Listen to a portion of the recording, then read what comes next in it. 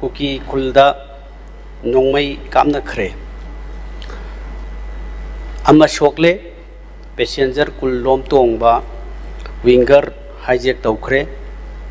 हाइरिबा winger दुदा तोंगानबा अखोइगी प्रजा मयाम अमा छात्र याउरी नुपी याउरी देन अदगी पास्टर याउरी मयाम अमा याउरी अदुना मरम मरकांदा ngasiगी आइगी कॉलिंग अटेंशन असी थांगचरकपनी मसिना करमाइना अमुक सर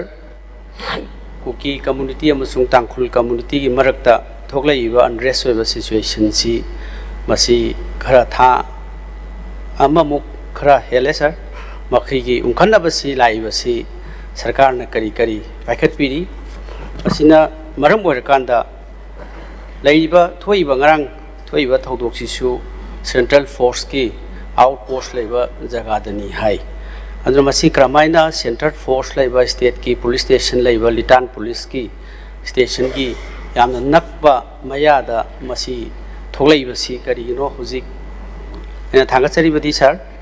सुगुम्बा कम्युनिटी अनि अमगी कुकी गा मैतैगा अमुगसी नाउसिंग मसी थेंगनबगी सि खितंग तपथरकवा टाइमिंग सिदा अमु अतोपा अमा अमु नागा अमसुंग कुकी यानी थोलकबा सामना लाइव थीबनी अखोय मरोइना सर कम्युनिटी मणिपुर दा लेरिबा अखोयसी कम्युनिटी अमगा कम्युनिटी अमगसी नुक्सिनबसी वालकपसिना अखोय पुनमक अनरेस होय सुम कम्युनिटी लेरिबा मयामसी अमगा सुम खनरगा लेरकपसिना मरमदा मणिपुर सिदा शांति पोरकपसी अमा नत्रगा अमना डिस्टर्ब तौरकप खोलकप उबसिदा याम अलार्मिंग ओय लोइना सर मसी लेरिबा मणिपुर एज ए होल लेरिबा कम्युनिटी मयाम सिंगसी अखोय नुक्सिनदबगी अमगा हेट्रेड इज अदर अमगा नुक्सिनदबा मयाम से सुम लाकपसी सरकार न करी करी पॉलिसी पाइखतपीरी अथुबा मेजर्स करी करी लखतपीरी असीबा कया यावखरे हंदकते युम कई मयामसु लितान की जगह दा थोखिबा लेखरे असीदी सर हाउस असी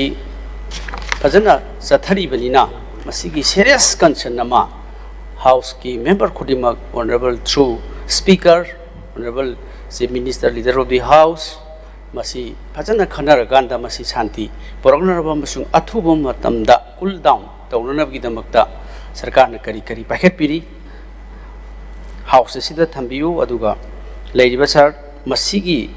थौदोक्सिना मरम ओइरकांदा प्रजा मयाम सिंगसिदा वारिबा मयामसी सोमदा नेशनल हाईवे फ्री मूवमेंट यादबगी अवाबा मयाम अमा पार्टिकुलर कम्युनिटी अमना लेरिङै मरकसिदा अगेन अमुक रुखुल लंबी मसिदैसिदा फ्री मूवमेंट दा चथोक चसिनदे खुदोंग थीबा अमसुंग चिंगनबा थाजनदबा नुसिनदबा मयाम अदगी असीना थोलकसिना मरम ओरकान मणिपुर से सर लेइबदा सुनुंग नुंगाइररोइदबा असिगुम्बा अमा खलकपा अदगी देन लेरिबा डेवलपमेंट तौबा यादबगी अमा लाकपसी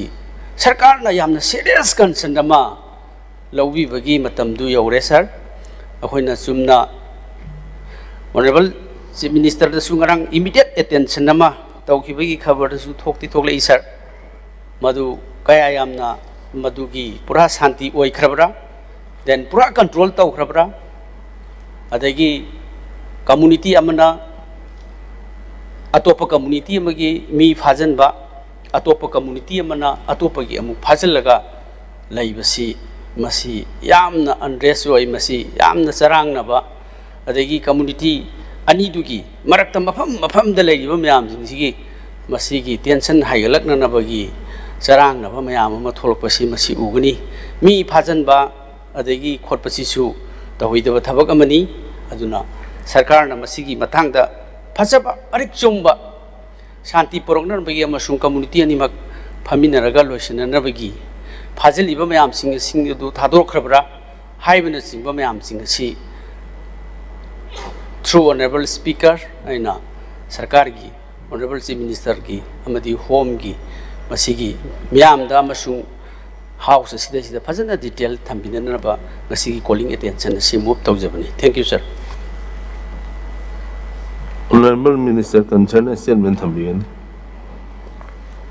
Thank you, Mr. Speaker, sir. Rules of Procedure and Conduct of Business Rule number 77 Makhada, Honorable Member Sri K. Meghasandra Singh na thambirapa calling attention si sir. Ngasigi paper